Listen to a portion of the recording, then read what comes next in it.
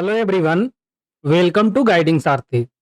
आज हम लोग इस वीडियो में 28 अप्रैल से रिलेटेड इंपॉर्टेंट करंट अफेयर को देखेंगे। तो चलिए वीडियो को शुरू करते हैं। आज का जो सबसे पहला न्यूज है, अभी रसिया वार्निंग दिए पाकिस्तान को कि जो पाकिस्तान से रसिया राइस इंपोर्ट करती है उस पर बैन लगा देगी, क्योंकि वो बहुत ही बैड क्वालिटी का था।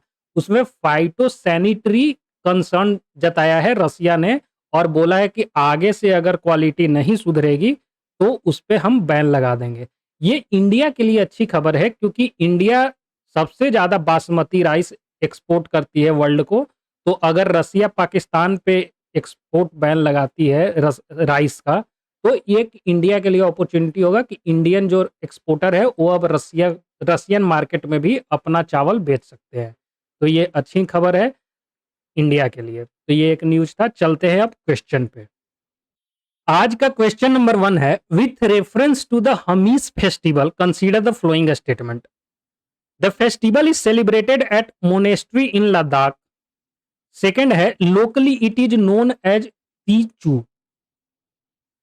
थर्ड है, during the festival Cham dance is performed by some member of the Tibetan Buddhist community.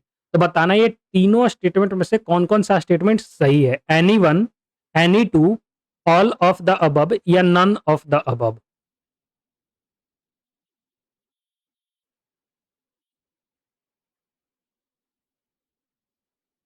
यहाँ पे सी ऑप्शन सही है, ऑल ऑफ द अबव। ये तीनों ही स्टेटमेंट सही है हेमिस फेस्टिवल के बारे में। अगर हम हेमिस फेस्टिवल की बात करें तो ये लद्दाख में मनाया जाता है, स्पेशली लेह रीजन में।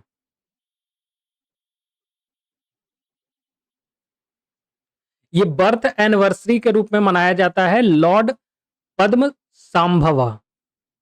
तो ये लॉर्ड पद्म सांभवा के बर्थ एनिवर्सरी पे इस फेस्टिवल को मनाया जाता है। इसमें फेस्टिवल में मनाने के लिए एक चाम डांस भी इसी का पार्ट है। इसी फेस्टिवल में ये चाम डांस भी किया जाता है, तो इसका भी याद रखिएगा। और अगर हम देखें तो ये तिब्बतियन कैलेंडर से 10th day of 5th month पे मनाया जाता है, और गॉर्गियन कैलेंडर से जून और जुलाई के बीच में ये इस फेस्टिवल को सेलिब्रेट किया जाता है। तो हम इस फेस्टिवल लद्दाख में सेलिब्रेट किया जाता है। Next question. आज का क्वेश्चन नंबर 2 है, with reference to the India Israel relation consider the following statement. पहला स्टेटमेंट है, India establish diplomatic relation with Israel in 1992। Second है, the trade between the two countries has been doubled from 2018-19 to 2021-22। Third statement है, India's export to Israel was less than India's import from Israel. Fourth है, India is Israel largest trading partner in Asia. तो ये चारों statement में से कौन कौन सा स्टेटमेंट सही है ये बताना है। Any one, any two, any three या ऑल ऑफ द अबव।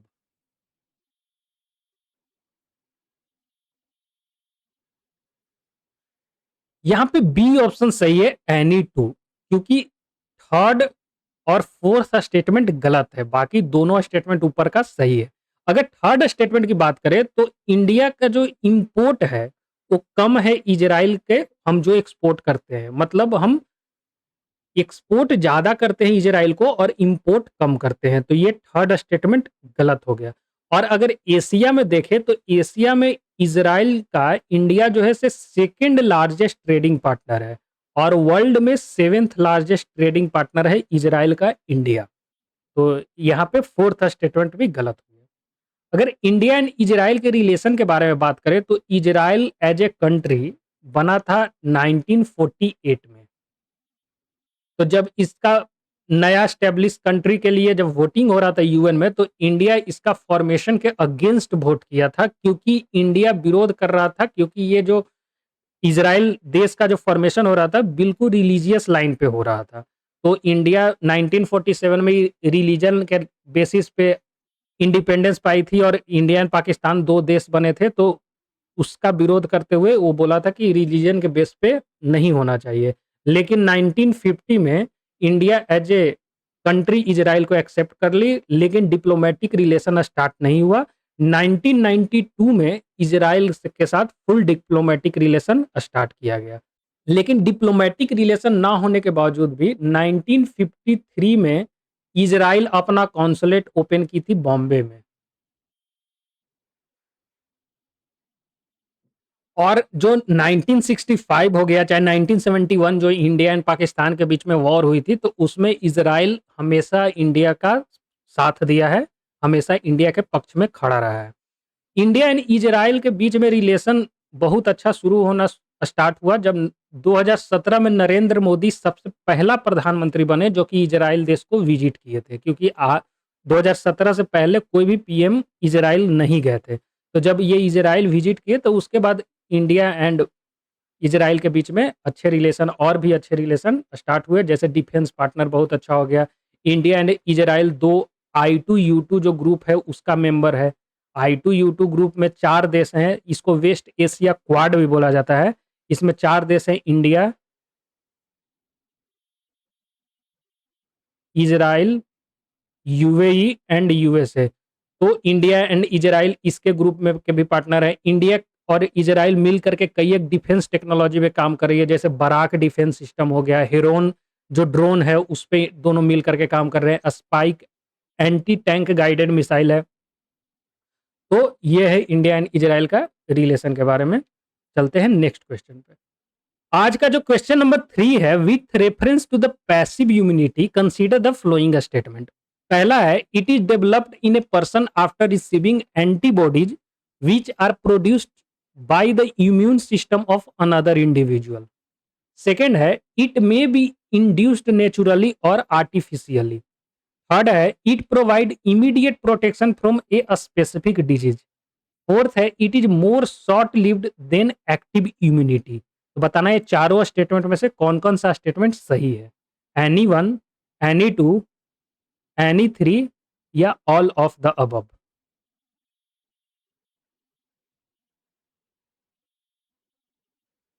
यहाँ पे डी ऑप्शन सही होगा, ऑल ऑफ द अबव। ये चारों ही स्टेटमेंट सही है पैसिव इम्यूनिटी के लिए।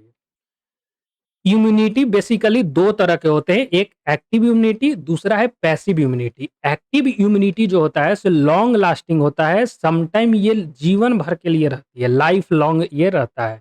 It produced by the antibodies of the host in response to direct contact with the antigen.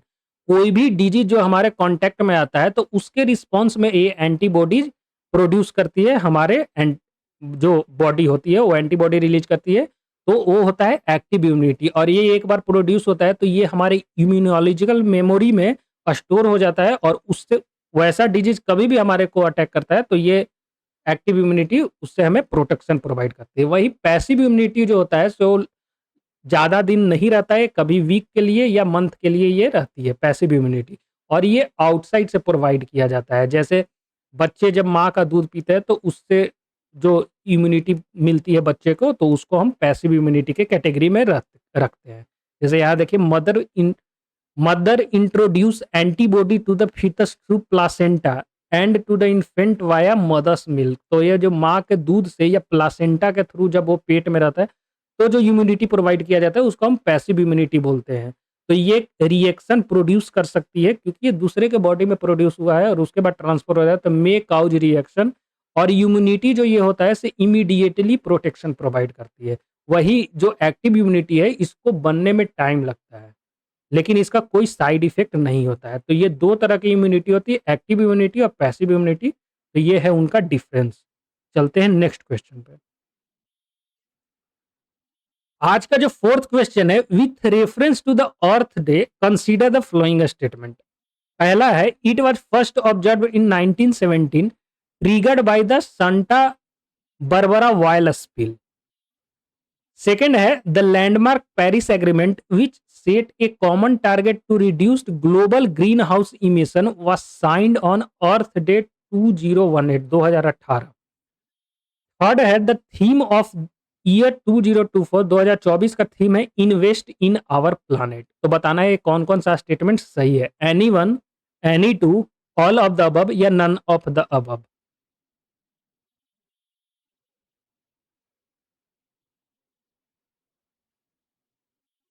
यहाँ पे ए सही है, एनी वन, क्योंकि केवल फर्स्ट स्टेटमेंट सही है, बाकी दोनों ही स्टेटमेंट गलत है। अगर सेकंड स्टेटमेंट की बात करें तो ये 2018 में नहीं साइन हुआ था, 2016 में साइन हुआ था पेरिस एग्रीमेंट के तहत टाइम पे 2016 में ये साइन हुआ था, तो सेकंड स्टेटमेंट गलत हो गया। वहीं अगर थर्ड स्टेटमेंट की बात करें तो थीम जो है 2024 का वो है planet versus plastic.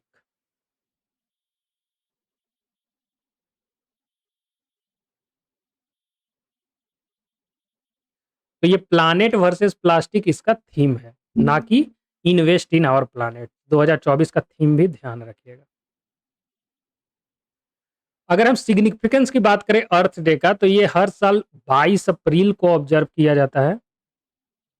International event celebrated around the world pledging support to environmental protection. तो इन्वायरमेंट को प्रोटेक्ट करने के लिए इसको ऑब्जर्व किया जाता है हर साल अप्रैल 22 का, और इस साल जो है से 54th एनिवर्सरी मनाया गया 22 अप्रैल को।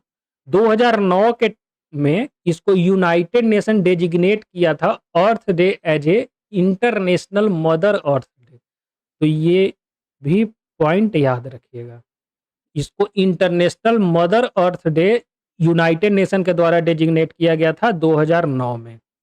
अब 2024 के बारे में बात कर लेते हैं। 2024 का जो थीम है प्लैनेट वर्सेस प्लास्टिक, और ये टारगेट किया गया है कि 2040 तक 60% अपना रिड्यूस कर देना है प्लास्टिक का यूज पे।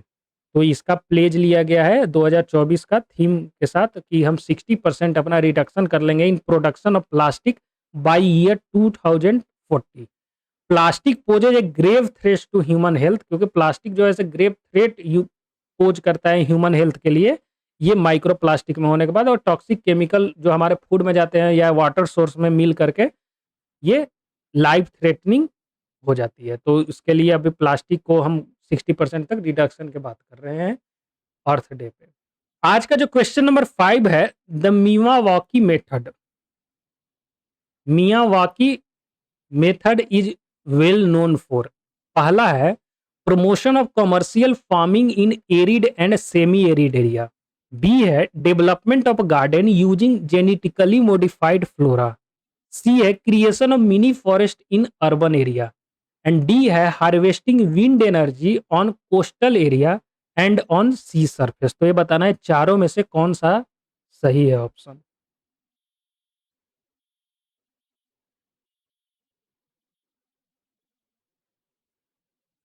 यहाँ पे सी ऑप्शन सही है। ये मियावाकी मेथड जो है से अर्बन एरिया में मिनी फॉरेस्ट को इंट्रोड्यूस करना है। ये बेसिकली जापान का एक बॉटनिस्ट थे अकीरा मियावाकी।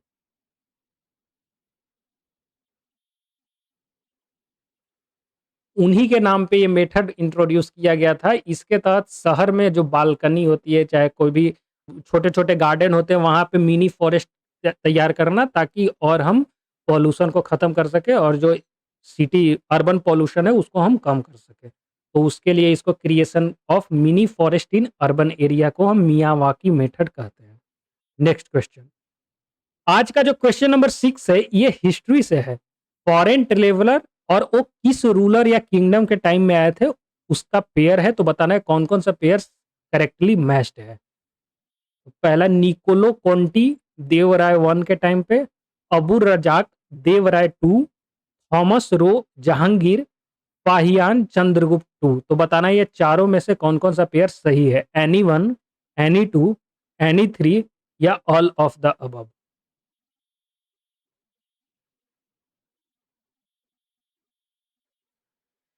यहाँ पे डी ऑप्शन सही है, ऑल ऑफ द अबव। ये चारों ही ऑप्शन सही है। अगर निकोलस दी कोंटी की बारे में बात करें तो ये देवराय वन के टाइम पे आया था 1420 में। देवराय वन जो है ये दोनों जो है से विजयनगरा एम्पायर के रूलर हैं, और ये संगम डायनेस्टी से बिलोंग करते हैं।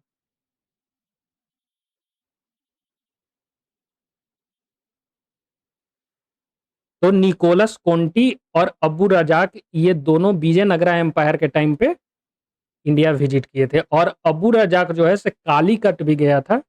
तो ये विजयनगरा एम्पायर में तो आया ही था, और ये कालीकट जमोरीन के पास भी, वहां पे कभी कालीकट के राजा जो जमोरीन था तो वहां से कभी गया था। तो इसको भी ध्यान रखिएगा। थॉमस रो ये 1615 में जहांगीर के कोर्ट में आया था, और इस जब ये आया था तो उस वक़्त इसको सूरत में फैक्ट्री एस्टैब्लिश करने के लिए परमिशन प्रोवाइड किया गया था। वहीं इससे पहले विलियम हॉकिन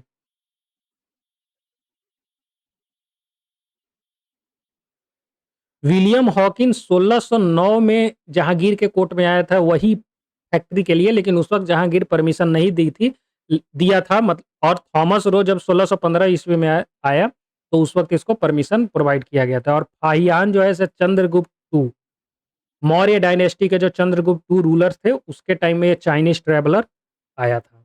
तो ये 4 इंपॉर्टेंट फॉरेन ट्रैवलर हैं, जो कि किस किंगडम में आए थे, उनके बारे में। तो आज के लिए बस इतना ही। वीडियो को लास्ट तक देखने के लिए धन्यवाद। अगर वीडियो आपको पसंद आया तो लाइक कीजिए, चैनल को सब्सक्राइब कीजिए and press the bell icon. Thank you and good day to all.